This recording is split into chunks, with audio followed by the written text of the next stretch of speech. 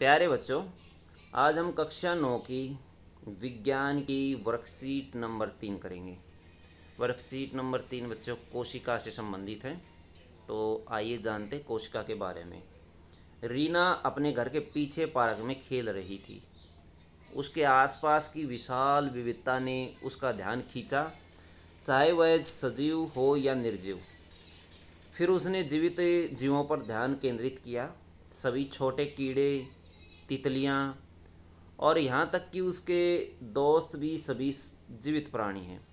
तब उसने अपने चारों ओर सभी पेड़ पौधे, पेड़, झाड़ियाँ देखी और महसूस किया कि ये सभी जीवित हैं, लेकिन यह भिन्न कैसे हैं। यह वास्तव में मूल संरचना है जिसे कोशिका कहते हैं की वजह से भिन्न है, जिसके द्वारा वह बने हुए हैं।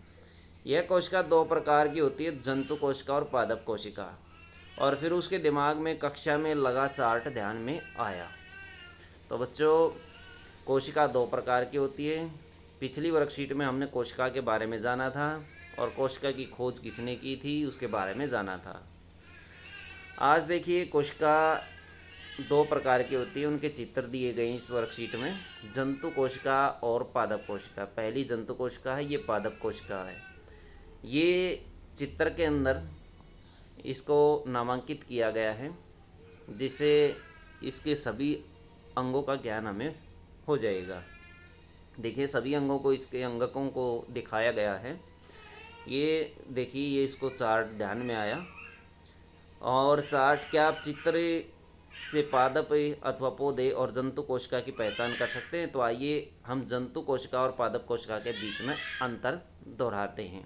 तो जानते हैं दोनों के बीच में क्या अंतर है। पादप कोशिका भित्ति पाई जाती है, जबकि इसमें कोशिका भित्ति नहीं पाई जाती। हरितलवक पाए जाते हैं, जबकि इसमें मौजूद नहीं होते। सेंट्रोसोम पादप कोशिका के अंदर मौजूद होते हैं, लेकिन अनुपस्थित होते हैं, जबकि जंतु कोशिका में सेंट्रोसोम उपस्थित होते हैं। रिक्तिकाएँ बड़ी बड़ी होती हैं और संख्या में कम होती हैं, जबकि इसमें रिक्तिकाएँ छोटी होती हैं लेकिन संख्या में अधिक होती हैं। केंद्रक परिधि की और या बाउंड्री की तरफ खिसक जाता है, जबकि इसमें केंद्रक मध्य के अंदर स्थित होता है और कोशिकाओं में मौजूद होता है।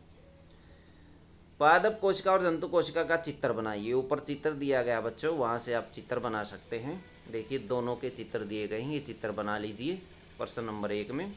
प्रश्न नंबर 2 है, जंतु और पादप कोशिका में 3 अंतर बताइए। तो बच्चों, ऊपर 5 अंतर दिए गए हैं, तो ये अंतर आप लिख सकते हैं। क्वेश्चन नंबर 3 है, क्लोरोप्लास्ट किस कोशिका में मौजूद होता है। बच्चों, ये होता है पादप कोशिका के अंदर। पादप कोशिका में क्लोरोप्लास्ट पाया जाता है। तो बच्चों, ये थी आपकी विज्ञान की वर्कशीट। वीडियो अच्छी लगे तो लाइक करें, हमारे चैनल को सब्सक्राइब करें।